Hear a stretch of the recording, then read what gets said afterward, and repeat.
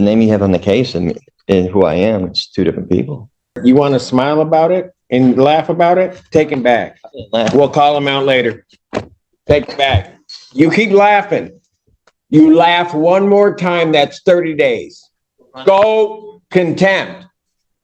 Look it up. I'm not threatening you. Say one more word and that's contempt. 30 days. 30 days. All right, guys, this is one of the most intense court hearings you'll ever see.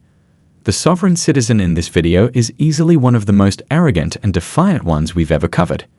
He just will not stop talking, interrupting the judge at every turn, and honestly, it feels like he's practically begging to get thrown in jail.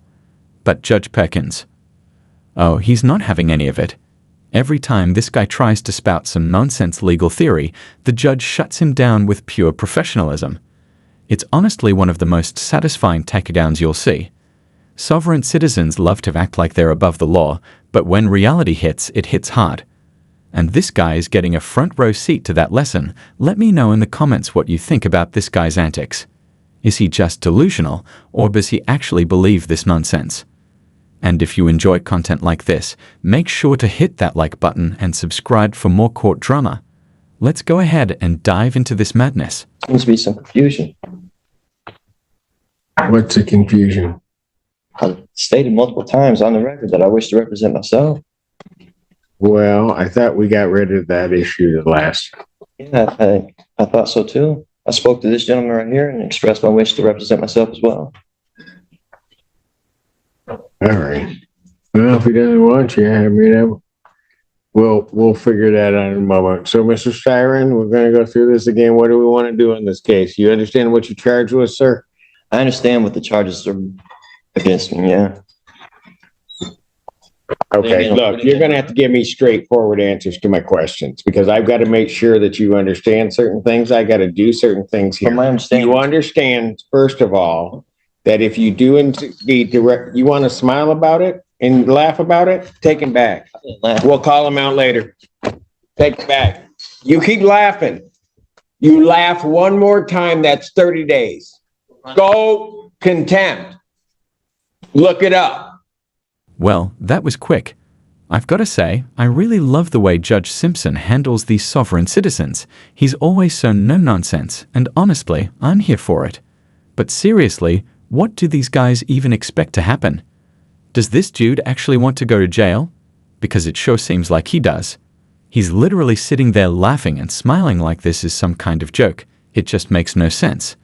No court case has ever been won with this sovereign citizen nonsense, so I really don't get why they keep trying.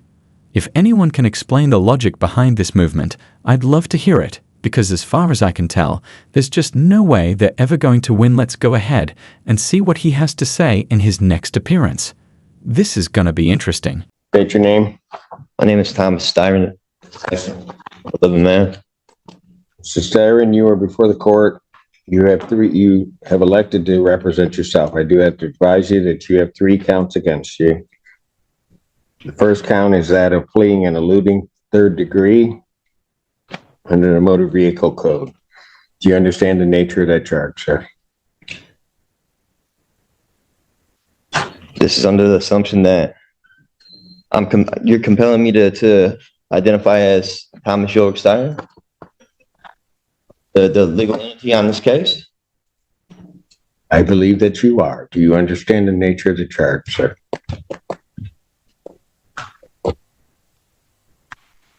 I don't understand how the name you have on the case and who I am, it's 2 different people. I have a complaint, Thomas Styron II. Do you understand that that individual is charged with fleeing and eluding 3rd degree? So, Do you understand the nature of that charge? You just need to answer my question. for the record, Take him back, and when he decides he wants to cooperate, we'll bring him back, maybe. I'm not threatening you. Say one more word, and that's 30 days. 30 days. Boom. This guy really does not want to have any freedom, does he? He totally deserved those 30 days of contempt. Like, what did he think was going to happen here? You can literally see Judge Simpson and his whole courtroom giving this guy chance after chance to just answer the question, and he still blew it. It's like he's allergic to common sense or something. If any of you have a theory about what this guy's goal even is, drop it in the comments, because I seriously can't wrap my head around it now. Let's see what happens as he comes back for the third time. This is about to get even wilder. Let's dive in. Recalls case, people of the state of Michigan versus Thomas Styron II. Styron, you are before the court on a felony complaint that does allege count one. And I'm going to presume, since you do not want to answer the court's questions, that you understand English and understand what I'm saying. You are before the court on 3 charges. Count one is the charge of fleeing and eluding third degree. Under the Michigan Motor Vehicle Code, that is a felony punishable by up to 5 years incarceration or $1,000 fine plus court cost, and would require the Secretary of State to suspend your license for up to 1 year upon conviction. Count two is assaulting, resisting, and obstructing a police officer. That is a felony or high court misdemeanor punishable by up to 2 years incarceration and or a $2,000 fine plus court cost. Count three is a misdemeanor offense of operating with a license suspended, denied, and or revoked. That is a misdemeanor as indicated, punishable by up to 93 days, $500 fine plus court cost. Your vehicle could be subject to immobilization. Since you refused previously to answer my acknowledgement as to whether you understand that, I will assume that you understand what you're charged with. You are also entitled to be represented by counsel at this and all subsequent proceedings. If you could not afford to hire an attorney would be provided at public expense to represent you in this matter. You are entitled, as indicated, to be represented at this proceeding, all subsequent proceedings, including your preliminary examination, and if the matter were to proceed by trial, you would be entitled to counsel. It is, as we have gone through the previous proceedings, the court's understanding that you do not wish to be represented by counsel, and that this matter will then proceed forth with you representing yourself. I have to advise you that in representing yourself, the court will make the presumption that you understand the Michigan court rules, those regarding both procedure and those regarding evidence. The court will not be providing any legal assistance to you during the course of those proceedings, and will hold you to the same standards that I would hold an attorney representing or practicing before this court. So, with all of that, and with the court's understanding that you do not want to be represented by counsel, I will set this matter for its next proceeding. You understand I'm the beneficiary, not the trustee, right? That will be the preliminary examination. I will set the preliminary examination. Has discovery been provided to the defendant? Your Honor, he was previously represented by the public defender. I don't know if they turned over the paperwork to him. Does anybody from the public defender's office know whether or not the defendant has been provided discovery? Mr. Odetella. Thank you, sir. Thank you. Your Honor, we have the discovery. I have not been able to share that discovery with Mr. Styron. I tried to speak with him and go over it, but I'd be happy to turn that over to him at the first available. All right. If you would either turn that over to the court officer so that they can provide that to Mr. Styron so that he has the discovery, and if you could do that today, I would appreciate it. Yes, Your Honor. I'm setting the preliminary examination. Thank you, sir. Yes, sir. The people would have their witnesses available June 11th. Set this matter for preliminary examination in person, June 11th, 2024, 9 a.m. That is before me.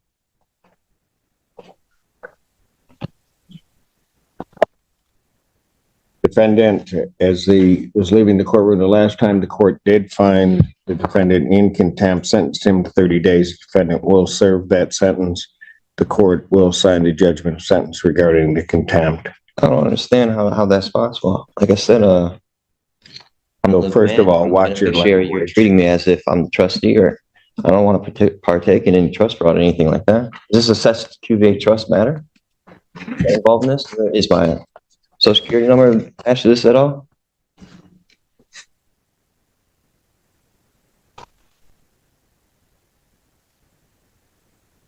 Go figure. Mr. Styron, or whoever you wish to be addressed as, I'd suggest that you watch yourself because there's going to be more time coming. You keep it up.